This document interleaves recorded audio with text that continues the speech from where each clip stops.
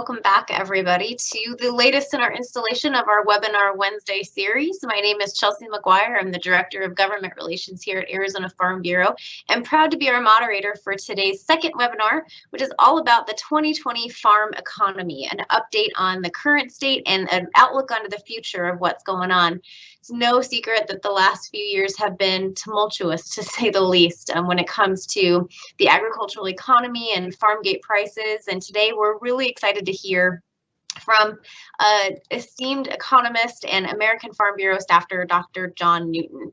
Dr. Newton is a familiar name to a lot of us. He is an agricultural and applied economist specializing in policy analysis and commodity markets, and he's been American Farm Bureau's Federation's chief economist since 2018.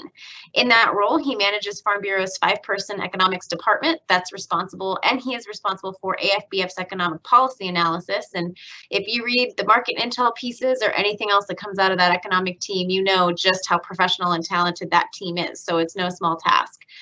Dr. Newton also advises Farm Bureau's grassroots members, state staff, myself included. Sometimes I think he probably wishes I would lose his email address. American Farm Bureau staff and American Farm Bureau leadership on the economic implications of ag policy issues and proposals that really help advance our organization's advocacy efforts.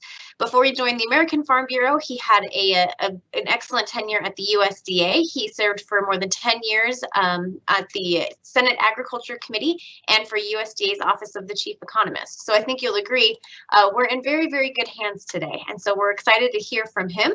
And so without further ado, I'm going to go ahead and bring up his presentation.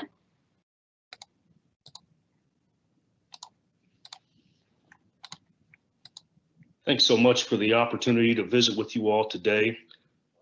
My plan is to provide a brief overview of what we've seen in terms of the farm economy this year and provide an outlook of where we may be going and headed in 2021. It's no secret that it's been a pretty tough few years in terms of the unfair retaliatory tariffs that we saw from China and the impact that had on our exports. We've had several natural disasters over the course of the last few years, and Congress has come in with ad hoc disaster payments to help producers there. And then, most recently, the COVID-19 pandemic. So it's been black swan event after black swan event across the country. And it continues to come at a time when the farm economy was in pretty tough shape. And I think, at the beginning of the year at our March board meeting, there was a little bit more optimism that things were going to finally turn around in 2020. I think that, the market facilitation program payments certainly helped folks bridge the gap. And we were looking at 2020 as the year that all the work that we put in on the trade front, renegotiating USMCA, getting a better trade agreement with Japan, the phase 1 agreement, obviously with China, and then the Chorus agreement. When you take all of those trade agreements, we improved our competitive position on agricultural trade in over 50% of the markets that we do business in. So we were hoping, obviously, that 2020 was finally going to be the year that things turned around. We knew that in 2019, we had a pretty tough growing season across the Midwest, record flooding, a historically late crop, poor crop yields as well. So we were expecting acreage to increase in 2020 for corn and soybeans. Soybean acres jumped to 83 million acres, corn jumped to 91. Wheat acres continued their slow decline at 44 million acres. And then we saw a slight pullback in cotton acres in 2020. But we knew that the growing season was likely going to be better in 2020.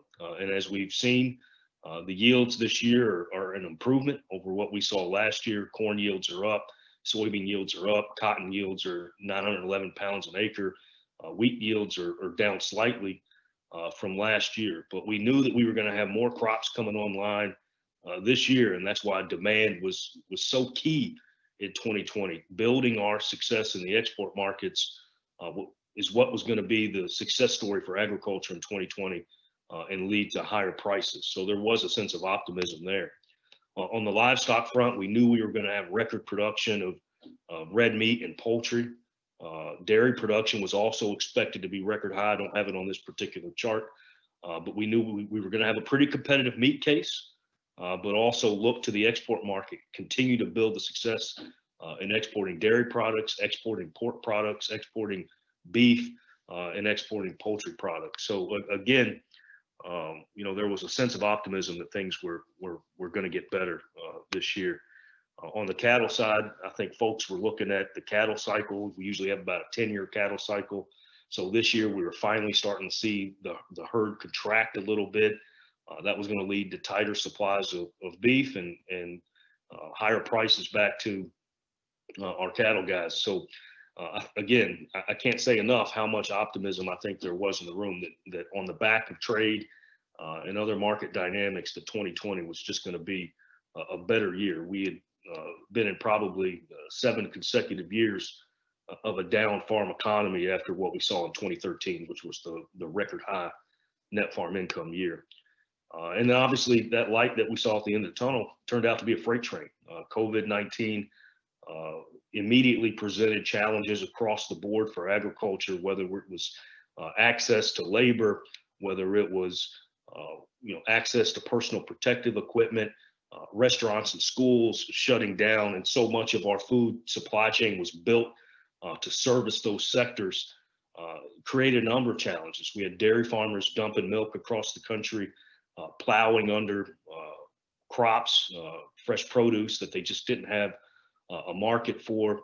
Food service and drinking sales from February to April declined by nearly 90% with the shelter in place and stay-at-home orders. We saw panic buying at the grocery store lead to record grocery store sales in March and April. We continue to see the restaurant business recover as in-person dining resumes, but the challenges ahead of us, if we continue to see more state and local government lockdowns, we could see the restaurant business stumble once again, and that certainly will impact our farmers and ranchers. We have been fairly flexible in that we've learned to find new ways to get food from our farms to the consumer, whether it's through direct food donation programs like in Utah. They launched a Farmers Feeding Families program. We've seen similar initiatives across the country. But make no mistake, COVID-19 has been one of the most significant demand destructors that we've seen in the food and ag business for some time. And just as an example of that, if you look all the way on the left side of the graph here, that's the recession of 2009.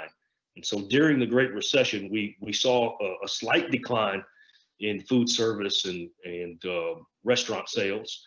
But look at COVID-19, just a very, very significant decline in total expenditures on food in the United States. And that certainly had an impact on our farmers, our producers, on commodity prices, on the ethanol industry. All segments of agriculture were impacted on that. Retail sales declined dramatically, and that's going to impact the demand for cotton and processing. So cotton prices fell dramatically in the face of COVID-19. So a number of challenges that we saw this spring. On the meat packing plant side, the first thing we noticed was workers didn't want to go to the plant because they were afraid of contracting the virus. Next, it was workers were sick in the plants. Governors were shutting down meat processing plants across the country, whether it was a beef, a pork, or poultry plant. So you had consumers panic buying at the grocery store, which is going to lead to higher retail prices. At the same time, you had farmers with market-ready animals that didn't have a place to send that. So we ended up with heavier cattle. We had to euthanize some hogs. We had to euthanize some birds. At one point in time, beef and pork production year over year were down more than 30%. Because we didn't have the hook space, we saw live cattle and feeder cattle prices decline dramatically at the same time that retail prices and wholesale prices were going up. The farmer's share of the retail beef dollar fell to an all-time low of around 30%, 33%, I think, to be exact. The live to cutout spread reached levels we've never seen before, made the Holcomb fire, it dwarfed the Holcomb fire. So a considerable amount of volatility we saw in the cattle markets. We were very engaged from the very beginning on this with USDA and the Secretary of Ag with their cattle market working group. We worked and communicated with the CFTC chairman on issues that we observed in the cattle market, with prices going down to farmers and surging to consumers. Food at home inflation was around 6 to 7%, even higher than that for some of our cuts of meat and eggs and bread. So we were in constant communication with folks to identify some of these challenges that emerged due to the COVID-19 disruptions. The impact on commodity prices, we can look here on hogs between the beginning of the year and once COVID hit towards early summer, hog prices were down 50%. Corn prices, because people weren't driving, that means we aren't blending ethanol into the gasoline supply. That means ethanol prices and profitability go down. That means ethanol plants idle capacity. Corn prices go down because you don't need corn. The cash corn prices fell. Soybean prices fell because we continue to face headwinds on trade to China. Feeder cattle prices were down 12%. Live cattle were down nearly 15%. And that's just the futures market. Local basis may have made it even worse. And then try to market in this environment where the volatility was extreme. Rice prices, we had outside investors come into the rice market, led to rice prices increasing by some 70% on the futures market for rough rice.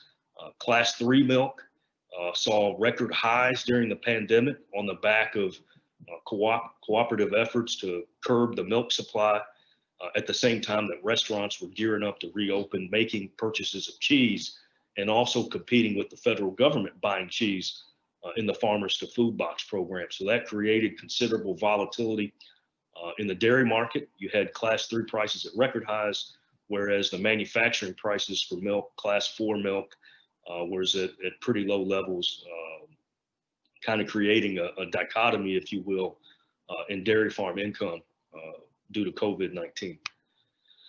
Another challenge that we saw because of the volatility in the dairy market and Arizona being a skim fat order, the impact on the class 1 milk price was pretty significant.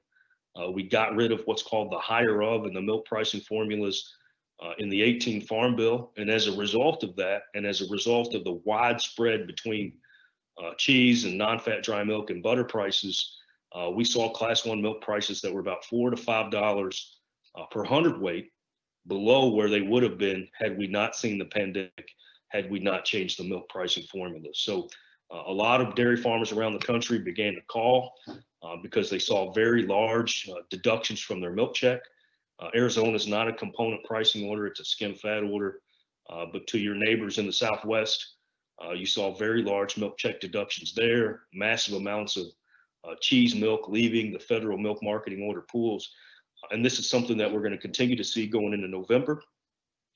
December, it looks like it's going to calm down because we've seen, quite frankly, the cheese prices have fallen dramatically since this food box program is set to expire. And I think there's just a couple more rounds.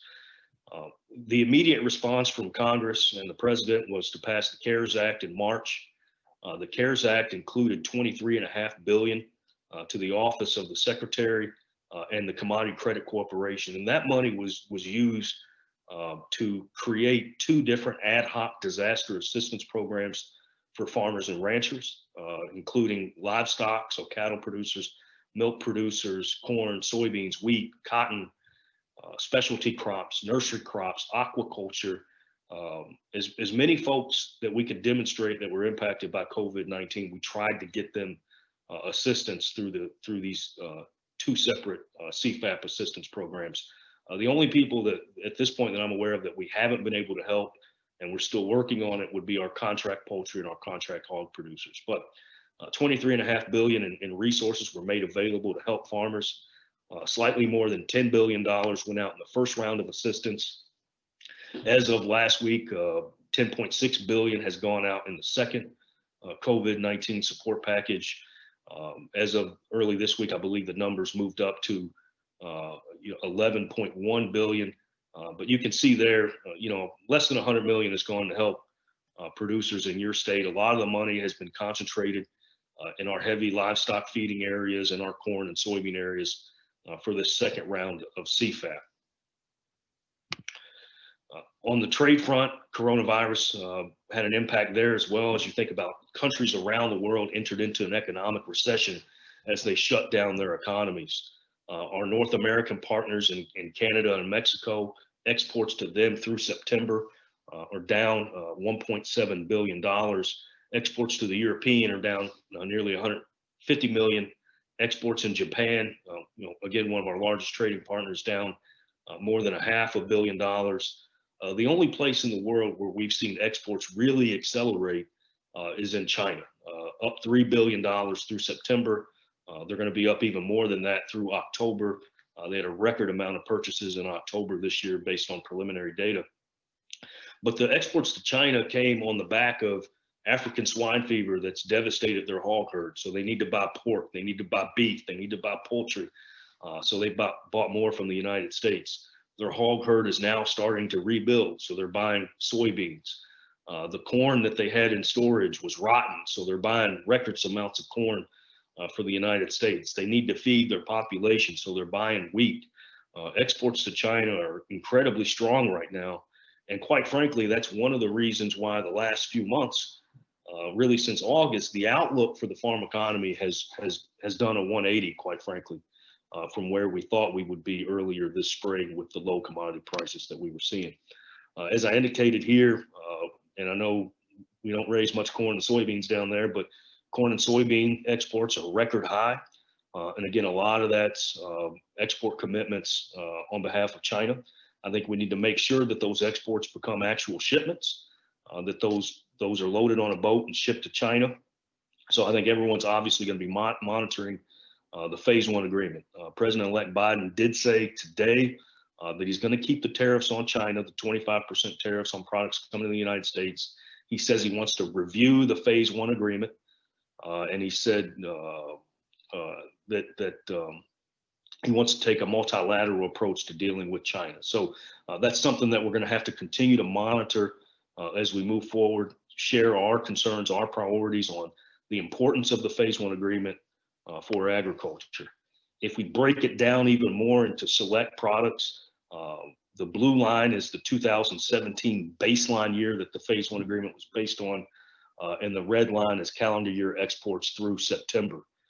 We can see that China's been a strong buyer in the cotton market this year, buying over $1 billion of cotton through September. That compares to $800 million in cotton that was purchased through September in the 2017 baseline year. So they've continued to be big buyers in the cotton market. That's contributed to slightly higher prices there. Big buyers in the poultry market. In 2017, they bought $40 million worth of poultry through September. This year, more than $500 million in poultry. They're consistently buying dairy products. I think we do tend to send a lot of dry milk powders and other dry dairy ingredients to China. We hope that they become a bigger buyer of some of our fluid products. I think Ambassador Dow talked about when they were negotiating with China, pointed out that we couldn't ship Fairlife milk to China because of their rules. And I think they're some of the non-tariff barriers that we're resolving will allow that product to move there. Livestock products, including beef, 2.4 billion in sales this year to China. In 2017, it was only about 1.5 billion. So we've seen improvements in exports to China across a lot of our different commodities. When you add all that together, we've shipped about $17.5 billion worth of agricultural products to China through October. We got preliminary data from the U.S. Census during Thanksgiving week that showed $4.8 billion was shipped to China in October. That's a record, the highest that it's been since November 2013. But we are still below the pace we need to be on to meet the phase one agreement. My estimations are that we'll end calendar year 2020 somewhere in the neighborhood of $25 to $30 billion in sales to China, which, make no mistake, would be a record and a step in the right direction for that phase one agreement. So that's why it's important when we communicate with our new lawmakers and President-elect Biden and his new team that we stress the importance of the phase one agreement, how it's helped U.S. agriculture, not only the structural changes, but the sales commitments as well. So you take in the pace of Chinese buying, you take into consideration the shorter crops that we now see because crop yields have gotten a little bit lower this year. We now are a little bit tighter on inventories for some of our crops. We've seen future prices increase considerably since August. Milk prices were up 40% for class 3. Soybean prices were up 35%. Cotton prices were up nearly 20%. Corn prices were up 14%. Feeder and live cattle prices were up 9 and 6% respectively. Hog prices were up 5%. Class 4 milk, which it should say class 4 milk here, is down considerably and continues to struggle with headwinds. So all in all, I think we now are expecting prices this new crop year to be higher than what we anticipated in the spring. Corn's now projected at $4 a bushel. That's up 44 cents. Cotton's projected at 64 cents per pound. That's up 4.5 cents from what we saw last year. Wheat prices are up and soybean prices are up as well. Take that into consideration of where we are in terms of total farm income. When USDA last updated this in the fall, they projected net farm income this year would be $103 billion. That included approximately $37 billion in federal support and then $66 billion in farm-related net farm income. And again, this is a broad measure of farm profitability. So now that was the prediction that USDA made some time ago. They've updated that forecast. And my expectation is it's now going to be a net farm income year in 2020 that's very close to a record high that we saw in 2013. And that's on the back of additional CFAP support. So the federal support is going to grow. But the other side of this coin is with so much federal support in 2020 boosting farm income, that ad hoc support's going away next year. So in 2021, net farm income, farm profitability is certain to be lower than what it was this year because we're going to lose that ad hoc federal support. When we look back, the last few years in terms of trade assistance, 2 rounds of trade assistance, 2 rounds of CFAP assistance, not even taking into consideration the 2 rounds of ad hoc disaster, which was about $6 billion in support to agriculture, or the Paycheck Protection Program, those forgivable loans. If we just look at the CFAP and MFP programs combined, we've seen about $42 billion in federal support flow into the agricultural sector. That doesn't include Farm Bill, that doesn't include crop insurance. And so there's going to be a significant hole to fill in 2021 when you think about these federal payments are not going to be there. And that's what I call the ad hoc support bubble. So you take all of that away and we're going to have to get back to making our money out of the market, which is what we want to do. We don't want to rely on federal payments. We want to get our money out of the market. We want to trade. We want to see higher commodity prices, higher livestock prices, higher milk prices. But we're not going to see that level of federal support in 2021. I don't anticipate President-elect Biden will use the Commodity Credit Corporation in the same way to support farm income. What we have heard President-elect Biden and his team have said is potentially trying to use the Commodity Credit Corporation to address their climate goals. And U.S. agriculture in 2018 represented less than 10% of total greenhouse gas emissions. The livestock sector, when you take enteric fermentation, when you take manure management into consideration, the livestock sector represents less than 4% of total greenhouse gas emissions in the country. Yet we are going to see more emphasis, more efforts on how do we create the right financial incentives to get farmers to adopt more climate smart technologies. How do we make the investments in broadband and infrastructure so that we can adopt more practices? So the transition team has made it very clear that climate is going to be on the agenda for this next administration. And so we've proactively taken an opportunity. We formed a coalition with ourselves, other farm groups, some nature groups and environmental groups and forestry groups to identify policy goals as climate and climate smart becomes part of the conversation with the next administration, all keeping with AFBF policy. So we're right in line with our policy goals. We're trying to find a pathway that any efforts to increase the adoption of climate smart practices by farmers is voluntary, includes the right economic incentives. It's got to be economically sustainable as well as environmentally sustainable. And so we now have a seat at the table. We're going to be very engaged in this conversation. As President Zippy Duvall said, if you're not at the table, you're the meal. This is something that's, this train is coming down the tracks, and we are going to be engaged in this issue. And I say all that because some people look at carbon as the next income stream for farmers. And while we haven't developed the infrastructure for that just yet, I think that's some time away. I don't believe that's an income stream in 2021 or 2022, but working towards that goal to make these practices more economically sustainable and provide an economic benefit back to the farm for adopting some of these practices. So I think that's what we're going to see, you know, in the next administration. We've already been in communication with the transition team. Zippy Duvall has had a conversation with the chair of the transition team on the ag side, Mr. Robert Bonney. We've talked to some of their other staff. We've got a good relationship with Secretary Vilsack and other folks that are very close to the President-elect Biden's administration on agriculture. We look forward to being engaged. We look forward to being part of the conversation. And with that, I do look forward to your questions today. Thank you so much.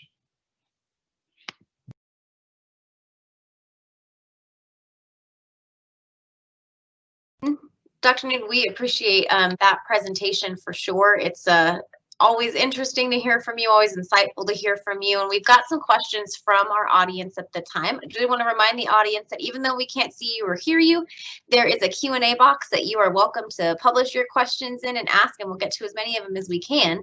But let's start with this one. And that you talked a little bit about the China trade deal, the progress that we've made so far on that deal. And how the Biden administration is likely to take a different approach, a multilateral approach, I think is the term that you used. Does that mean kind of starting over with China in the trade deal that we have? How does the existing framework play into that if we are taking a totally new approach? So you can hear me okay, right? I can, yep. Okay, so, and we're among friends, so I'm just going to speculate on, because I don't think anybody really knows, you know, what's going to happen. So let's just think about this. Today, Biden told the New York Times that he's not going to take the tariffs off China. He said he wants to take a multilateral approach to dealing with China, which means bringing in our European friends. He also said we don't have any leverage over China. The Chinese have publicly said they want to come out and renegotiate the phase one deal because they think the purchase commitments was too ambitious of a target. You know, so my biggest concern for our members and for farmers across the country, we've seen these prices rally in recent months on the back of very, very strong exports to China, commitments of exports. So what that means is there's two ways you count exports. You count them as an export inspection or an accumulated sale, which means it's been put on a boat and it's on its way over to China. And then the other ones are the Chinese telling us, hey, we want to buy that, hold it for us. We don't know yet when we want to get it, you know. So the shipment may take, you know, 60, 90 days to occur. So those are what's called outstanding sales. My fear is if somehow, if this relationship in any way were to weaken and they would cancel any orders, what that would do to our producers. Now, one of the reasons why I think they probably won't cancel a lot of orders is we've got some weather issues in South America. So if you're, you know, buying soybeans and you're concerned about the availability of soybeans coming out of Brazil this spring, you're not going to be in a position to really start canceling orders from the United States. I don't know how the Chinese, what their posture is going to be towards President-elect Biden. I think a lot of it's going to depend on who he taps to sit at USTR and how they view trade. Lighthizer was a long-time trade attorney. He was very familiar with issues in trade. He was a hawk. So I think it depends too on who they tap at USTR. But our hope is, we've been engaged already with the transition team. We're still engaged with with everybody that we've been working with for the last 4 years as well. But our hope is to make sure that we're at the table, we're communicating, the benefits that this phase one deal has brought to producers. Biden has said he does want to sit down and review and read the phase one deal. So the last thing we want to do is tear this thing up because there have been some structural improvements that China's made. But I think at the end of the day, President-elect Biden is going to continue to try to be tough on China, but through a multilateral approach. I hope that answers the question. I think it does, at least from my end. Another question we had, and this has to do with the CFAP rollout. And as you well know, the first round of CFAP was not perfect. It was a program that was thrown together very quickly, but did sort of what we could do in the moment. And then the round two was a little bit more refined. How has the round two rollout compared to the first release in terms of putting support where it needed to be, bumping up the commodity markets that were really suffering? Well, here was the thing with CFAP. I mean, the FSA folks had just finished up, MFP. That money was still going out the door. They had, Farm Bill sign up to start setting up. And oh, by the way, now you got to stand this new program up. And there really wasn't a whole lot of input going into it and to say from USDA to the ag groups and say, how much should we be allocating to X, Y, or Z? Everybody put out their report on the cattle industry suffered by 13 billion, or dairy suffered by 6, or hogs have suffered by 5. But USDA just kind of rolled the program out. You responded to what you saw after the fact. But through the notice of funding availability, where AFBF led an effort to get, 20, 30, 40, I don't know how many new specialty crops added to CFAP 1. We identified that, hey, look, there's folks out there that it's hard to show a 5% price decline because we don't have the data. There's not a lot of good information on specialty crops the way that there is cotton, cattle, dairy. And so they changed their methodology in CFAP 2 to be more about what you sold last year. Now, we still had some questions on that, but I think that overall works better for folks that have, diverse specialty crop operations, and even extended into aquaculture or nurseries, et cetera. So I think it worked better. Right now, about $1.6 billion has been paid for those sales-based commodities. That's about 14%. $11 billion in CFAP money's gone out the door. So I think that they're going to have more money yet to spend. I don't know how they're going to allocate that, how they're going to plus up, some of the commodities. But we've been in contact with folks over at USDA, and they're looking to find a way to use that money to continue to provide some support. Can you remind our members too, you talked about the Biden administration, and this is related to CFAP as well, and the Commodity Credit Corporation. There were some pretty heavy efforts a few months ago now, I guess it was, to make sure that the Commodity Credit Corporation was refunded, that it was reallocated money to that. Why is that fund important? Well, so the Commodity Credit Corporation is kind of like USDA's bank. And they go to that bank and they use the money in that bank to pay your conservation. So anybody on here with CRP ground that gets a CRP payment, that comes out of CCC. They make marketing loans out of the CCC. Farm Bill program payments. If you've got anybody with ARC or PLC, that comes out of the Commodity Credit Corporation. And the Commodity Credit Corporation was depleted because not only did we do a lot of those programs, but we also had a CFAP program, we had an MFP program, and it became a political issue where some people didn't want to see the Commodity Credit Corporation replenish their funds quite frankly, and again, we're among friends, they thought that the administration would use that money to make more payments to farmers right ahead of the election. And our point was, look, this isn't a political issue. These farmers are expecting their ARC-PLC payments. They're expecting their conservation payments. We still got another round of CFAP to do. There was that $14 billion CCC replenishment.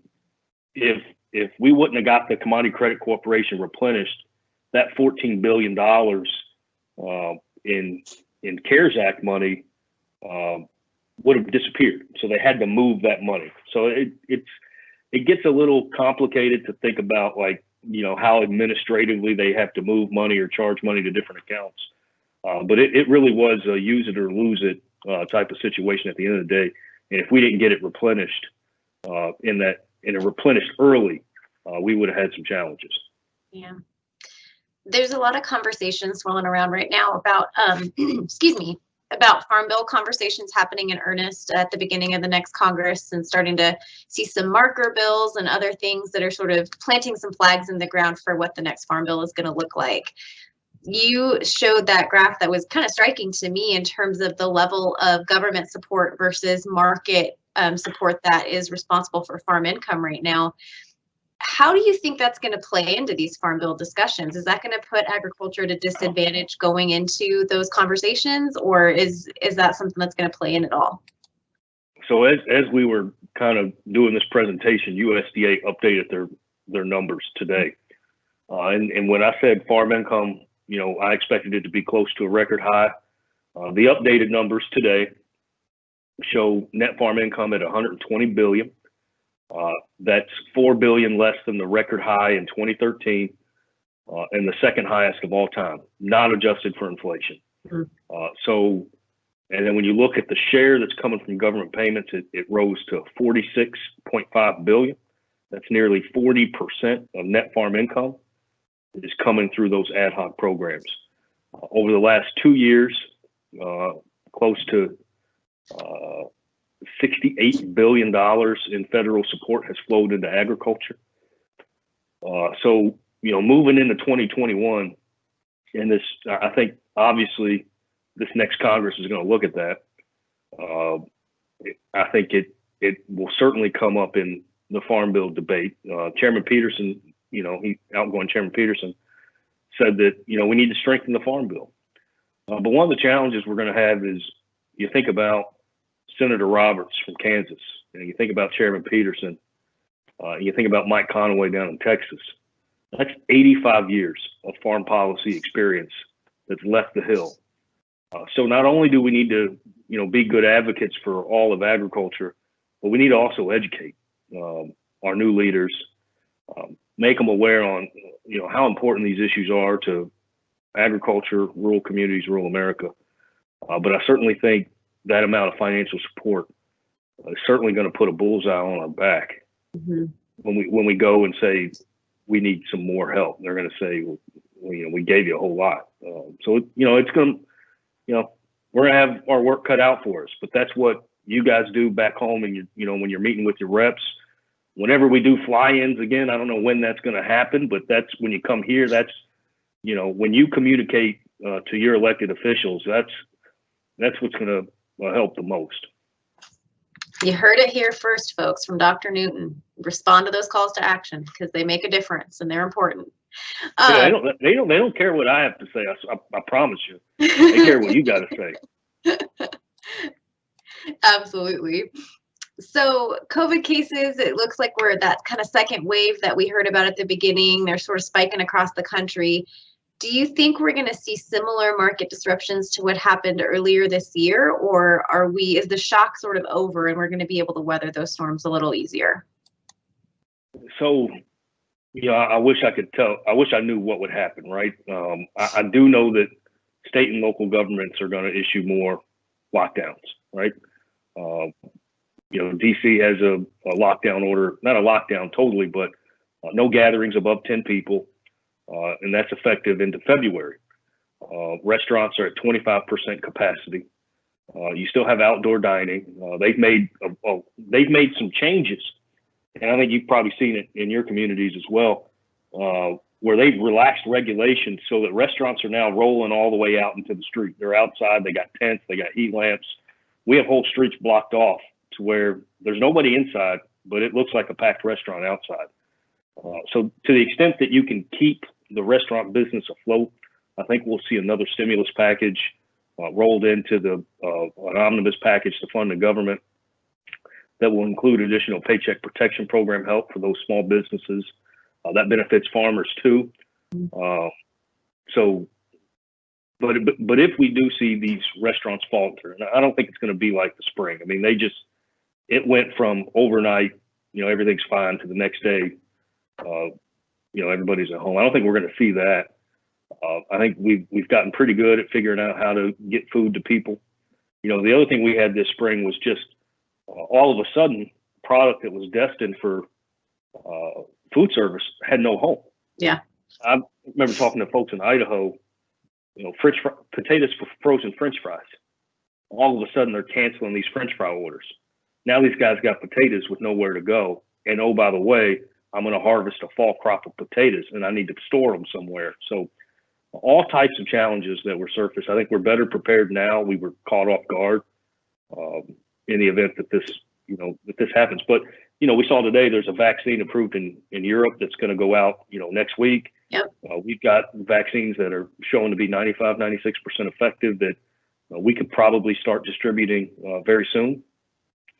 And I think that'll help get things back to normal by, late spring, early summer. So when these black swan type of events have happened before, massive shocks to the system, does consumer behavior change permanently as a result of those? And do you think that consumer behavior after COVID is going to continue to be more geared towards grocery stores versus food service? So we're going to see that spending on food service versus grocery stores continue to kind of go back and forth. Like, is this going to be a long-term trend, or is this pretty simply COVID related? I think some of this will probably stick. I think some people are anxious to get back to doing things the way they used to be. I'm anxious to get back out and see people. And, I used to travel the country and visit people's farms and talk to them, and I don't get to do that anymore. But I think more than the COVID, young people today, they're the drivers of change. What young people want, and the cancel culture, what they want on sustainability, what they want on how you're treating your workers, how you're treating your animals. That's what's driving this constant evolution. And I think as young people, social media, access to information. I think once there's a vaccine, people will be back out in bars and restaurants just like old times. Schools will be back open. People will start going on vacation. An interesting statistic, and I'm sorry I'm like going long on this question.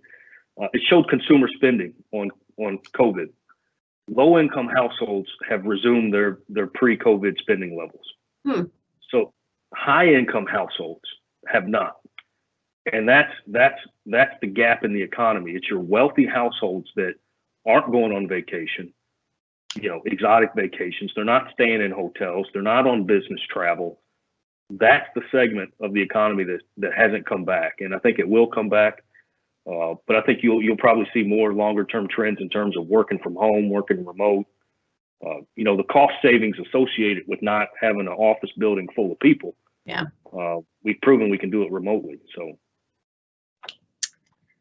Well, Dr. Newton, any last words? Anything else you want to leave us with before we conclude here today? No, I just appreciate the opportunity to be here with you. I tell everybody, let me know if you need anything. President Smallhouse has my number. You guys got my email.